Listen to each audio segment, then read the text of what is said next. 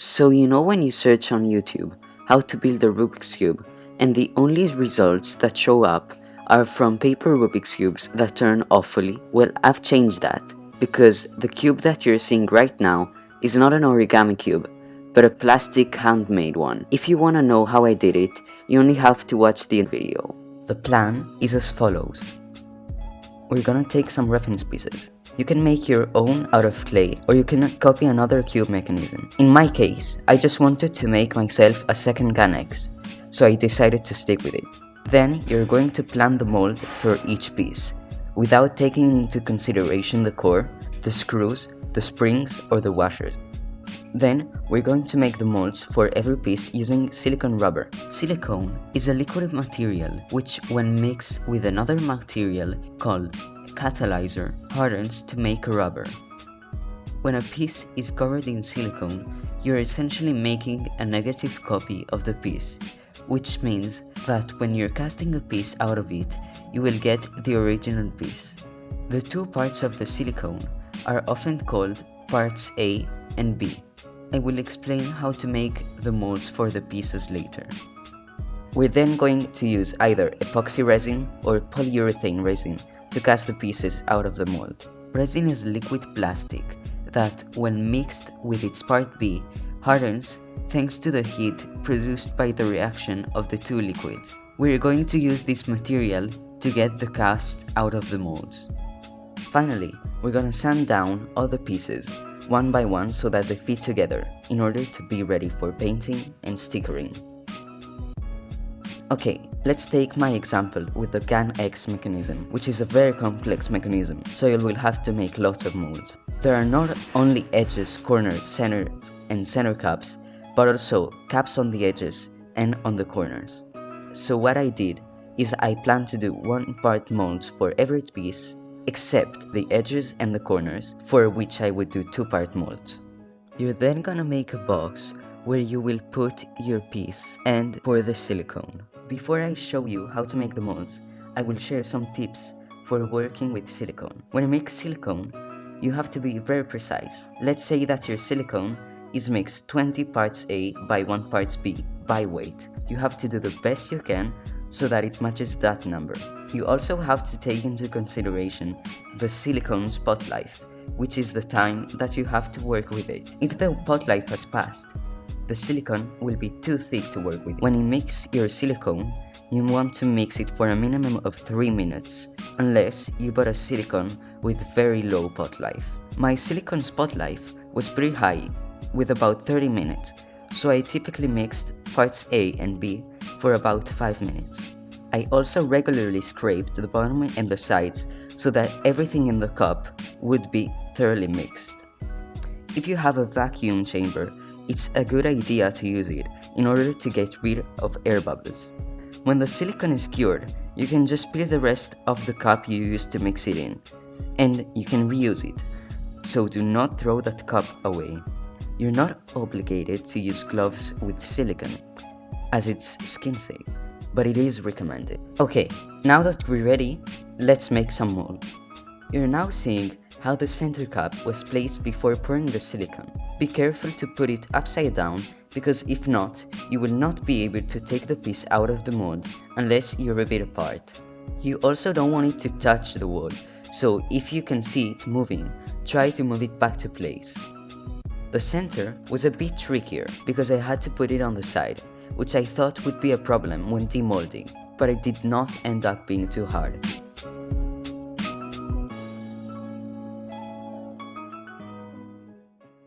Now the edge cap, which is basically the same.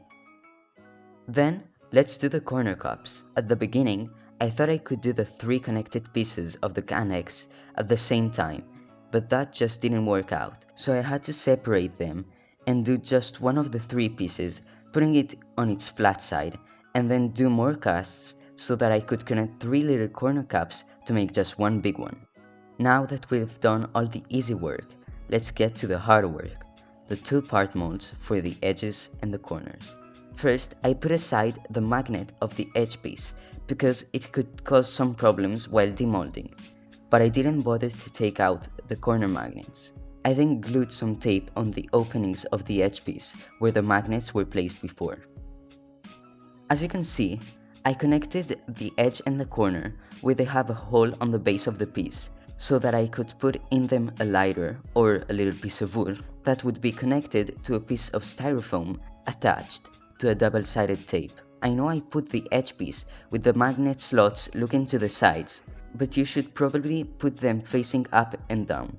Then pour the silicone so that it's leveled on the center of the piece. Wait for it to cure and cut off some of the excess on the pieces as well as on the sides, and then apply a generous amount of cornstarch. This will act as a release between the two parts of the mold and is a super important step because if you don't do this, the two parts of the mold will stick together and you will have to rip the mold, which is exactly what happened to me.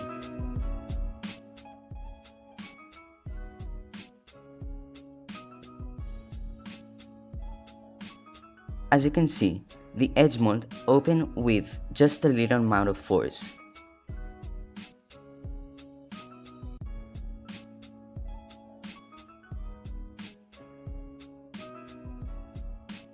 But the corner one had to be opened with an X-Acto blade, which wasn't the end of the world, but it was annoying. When all of the molds were finished, I was able to start with the casting of the pieces. So, I used a polyurethane resin with equal amounts of parts A and B in volume and weight. From this point on, you will need to be really careful and cover all of your skin because some people are very sensitive to resin, and if you are allergic and some resin touches you, you should go see a doctor, and I don't want to be responsible for your deaths. You'll also need a mask because the resin produces heat, thus making fumes that can damage your lungs and deteriorate your breathing. You will also need glasses because if some resin splashes into your eyes, it will cure there and you could blind yourself or at least deteriorate your sight. But most importantly, you want to work in a well-ventilated area, for example, next to a window or on a balcony. If you want to know all the safety rules, I will put a link in the description below for a video with all the safety rules in a lab, which I really recommend watching entirely. To measure how much of every part I needed, I used a syringe, but not any kind of syringe. I used the one that the numbers are written into the plumber, because the heat melts the numbers of the syringes where the numbers are on the outside. Then, I put my parts A and B into a small cup and stirred it gently.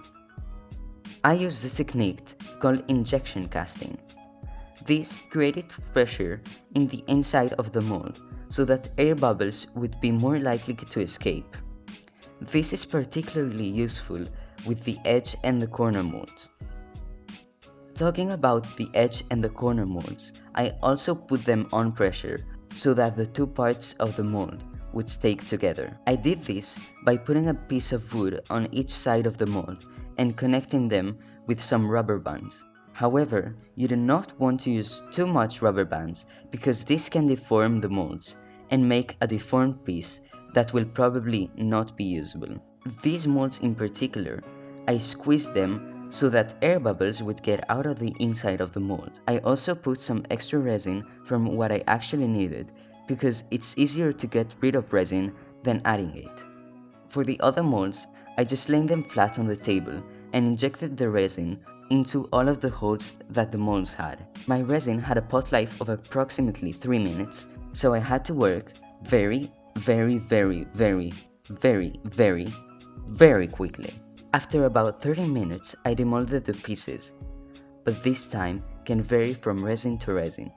Demolding the pieces is very straightforward for all of the pieces except the centers, the edges, and the corner pieces. Here you can see I'm demolding the edge cap, the corner caps, and the center caps.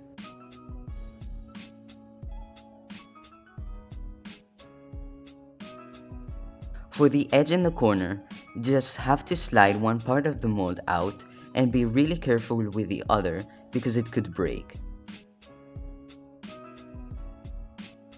For the center, I squeezed the mold so that the piece would pop, and with the other hand, I took the piece while trying not to break it. I then did this lots more times so that I had about 10 corners, 14 edges, 7 centers and center caps, and 28 edge and corner caps.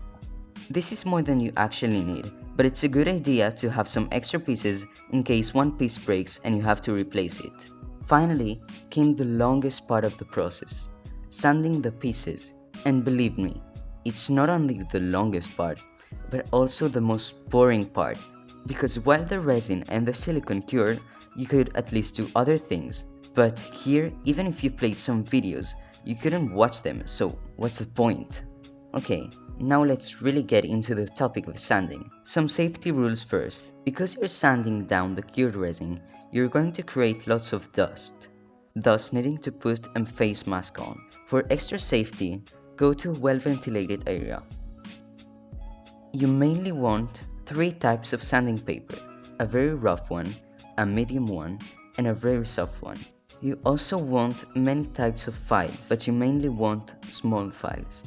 For the edge, corner, and center caps, you want to sand down the rough shape of the piece, and then you can do the fine sanding.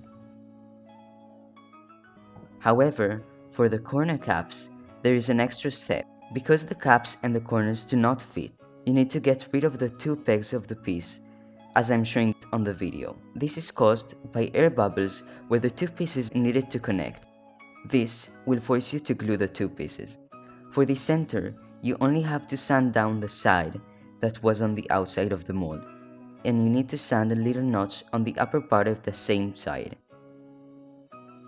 The corner is very simple. You only need to sand down the little line that the 2-part mold creates when casting it, and get rid of as much as you can of the cast of the lighter. Finally, the hardest piece, the edge. For this one, you firstly have to get rid of the pegs that connect the edge cap and the edge, for the same reason as the corner caps.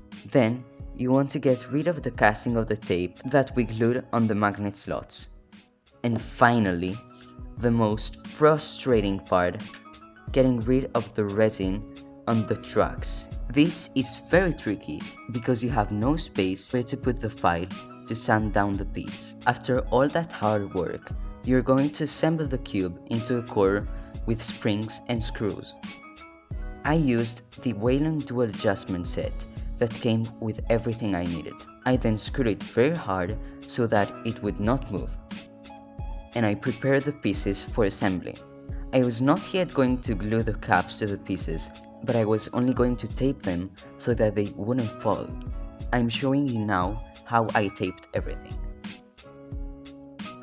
I used more of a papery tape because I didn't want it to stick too much, and this tape is much easier to rip, and I have to say it was a great idea. Thanks, Mom. Love you. Then I sanded the entire cube together so that it was more or less flat. I then disassembled everything and got everything ready to spray paint the pieces. So first, I glued all of the corner caps together so that they would never come apart. Then you can spray paint the pieces if you want to. I'm not very good at it, so I would recommend watching a tutorial online. Once it's cured, you're going to glue the corner caps to the corners and the edge caps to the edges. You're then going to assemble the cube and sticker it. I recommend having a reference cube close to you so that you do not mess up the color scheme. So, you finally made it. Now, you can set it up however you want and you're ready to go.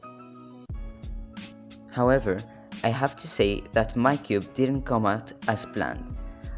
I knew that it wouldn't turn as good as the GAN X, but I thought I could at least speed cube with it, but the final result wasn't as surprising as I thought it would be. However, I must say that I do not regret making this project. Although it was very long, it was very fun, and I learned lots of new things. I recommend for anyone who has time to do this project, but be aware that you have 2 very long months ahead of you. I hope that you liked this video and that you found it interesting. If you want to support me, you can subscribe, like this video and share it with your friends. I will also respond to as many comments as I can. Thanks for watching and have a great day.